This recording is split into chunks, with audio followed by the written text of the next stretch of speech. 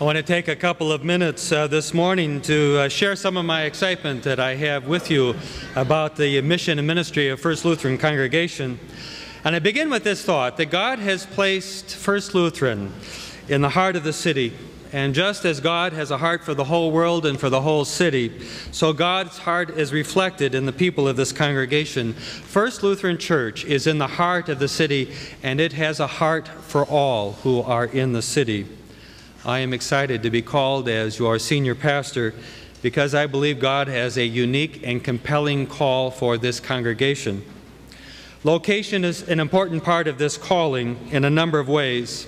And I begin with a question, what does First Lutheran Church have in common with these books of the Bible, Romans, Corinthians, Philippians, and Ephesians? They were letters all written to downtown churches. Now, I know that God works in country churches and in the suburbs. But when I read the story of Jesus, and when I read the stories in Acts, and when I think about those letters that Paul wrote to those places, I read how God's mission began first in the heart of the city. But there is something more I see in the opportunity of our location. For our First Lutheran is centrally located, 10-15 minutes from most parts of the town. We are accessible to the whole region, and that means that we have the opportunity to have an impact on our whole region. I'm aware that the flood and the medical building have changed things enough down here so that it can be difficult to imagine the possibilities, but here are some things that I see. I see a lot of redevelopment happening so that downtown will be a place for entertainment, for restaurants, for medical services. 3rd and 10th will be a busy corner, and this is a great opportunity for this congregation. But there is something even more about location, and that has to do with the description of ministry and of Jesus' ministry. Here and there in the Gospels, there will be these short summary statements about the ministry of Jesus and about the instructions he gives to his disciples. And I want you just to listen to one of these, and it's from Matthew, where it says, Jesus went throughout Galilee, teaching in their synagogues, proclaiming the good news of the kingdom, and curing every disease and every sickness. In other words, the gospel mission of God is holistic. It is about the healing of persons in body, soul, spirit, our relationships with one another. How often Jesus would say to someone, "You are healed, now you can go home." We don't have to go looking for mission. God has given it to us here in this place. I think about the partnership that will be developed with the PCI Clinic as an opportunity for us to participate in this healing ministry of Jesus, and to remember that the gospel ministry of God, as Martin Luther would say, was a gospel ministry that was meant to be healing for our souls and for our lives. And not only that, we have the opportunity to participate in the acts of mercy that Jesus talks about, feeding the hungry, giving shelter and clothing, and it's right here at our front door. But I also see that our mission is also to the whole region. It is about how we gather people from across this area, and that this congregation can be a place to discover what it means to follow Jesus in a way that is richer, more vital, more interesting. Not only because we gather people from all over the place, but because also our local setting helps us to live into that ministry and mission that is described in the Bible. Along with that, there are some things that I've learned about this congregation in my first few weeks here. One is an observation I simply shared with you, that though we are one congregation, we are really a congregation of congregations or communities. We have 4 worshiping communities that gather, 1 on Saturday, 3 on Sunday morning. We are also a worshiping or a gathered congregation with our Sunday school kids downstairs on 9:30. We are also a community that gathers on Wednesday. We are a community that is not so much gathered, but it is scattered of those who are homebound and maybe those who relate to our congregation more through the newsletter. And then we are also a place in which community groups gather here and call this place home. Pastor Craig made an observation a few weeks ago on a Thursday. Though we had nothing scheduled in terms of, we might think of ministries that were from within, yet there were 3 groups that gathered, and there were more than 400 people who were here on a Thursday night. There were 40 people gathered for a divorce care support group for men. There were 300 people gathered in Lutheran Fellowship Hall for a REM meeting, and then there were about 70 people gathered for a United Nations gathering here at First Lutheran. Now, what does that all mean? There is more happening here than what simply we might realize. That's another thing I've learned. We need new sound system, and we're working on that. I've also learned that you desire a leadership that invites participation. That you want strong pastoral leadership, but you want a leadership that invites the creativity, the participation, the gifts of the whole community that is gathered here.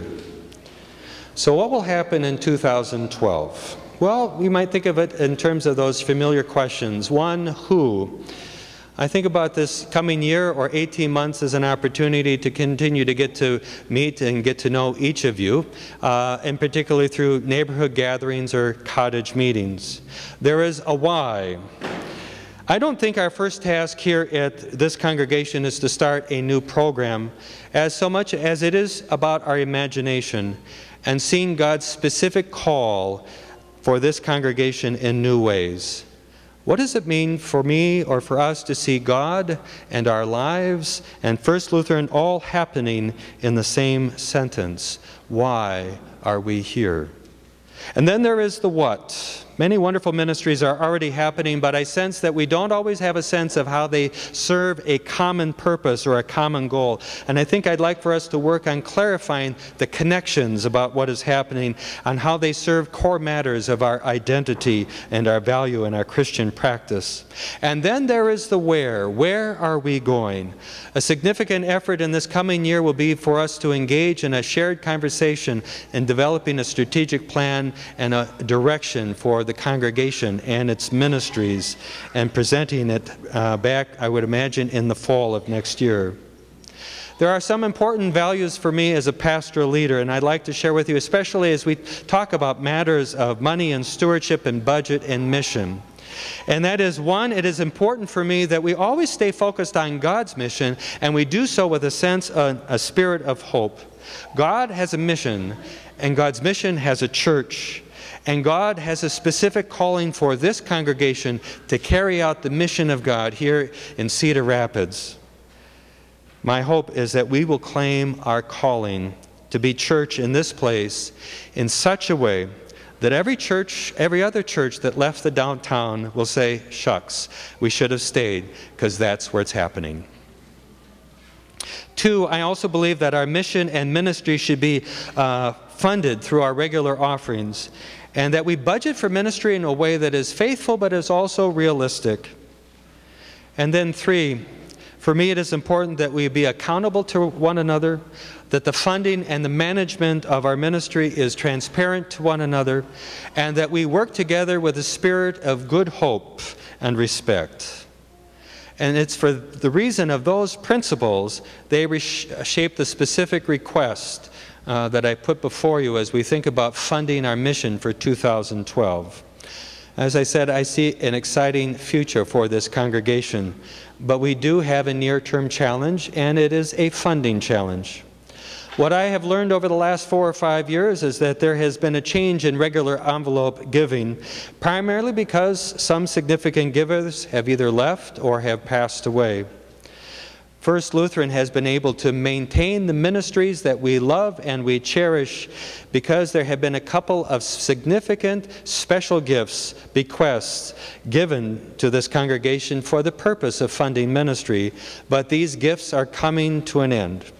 And if we are to maintain the ministries that we have and provide time for us to focus on the future in a way that is creative, forward-looking, and realistic, we will need to increase our regular offering contributions to the congregation for 2012. So what does that mean? It means that together as a congregation we will need to raise our overall giving by about $110,000 or 10% in 2012. This request is simply to sustain the good things that we have already happening. Now, what does that mean for you and for me personally? Well, there are a couple pathways I invite you to consider. One is simply to consider what you will give in 2011 and to increase that by 10% in 2012.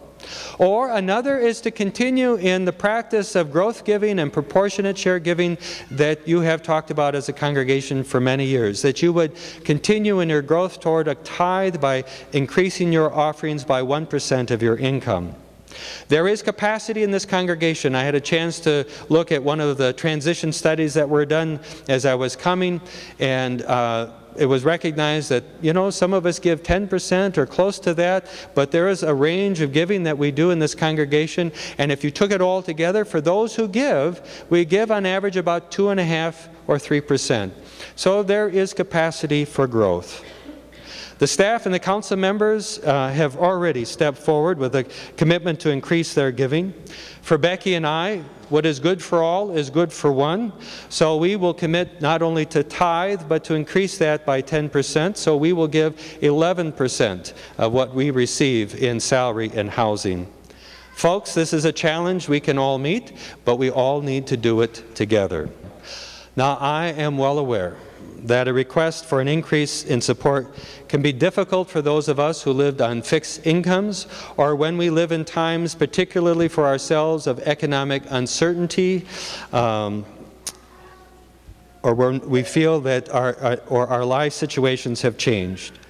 And so no one is being asked to give what they cannot give.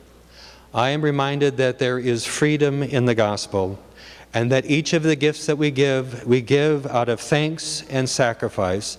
So I want you to know, please, thank you. Thank you for your prayerful response in the weeks to come. As we close, I just want to lift up some things, some hopeful signs for you, some things for us to celebrate. Did you know that in 2011 we will receive more new members than we have in a number of years, and that a significant number of them are young families? I mean, to think about 9 baptisms on one Sunday. Did you know that there is a renewed sense of energy and excitement for our children's ministry and our confirmation ministry? Did you know that First Lutheran actively participates with 15 service groups in our local area to provide acts of mercy, care, and support to people in need?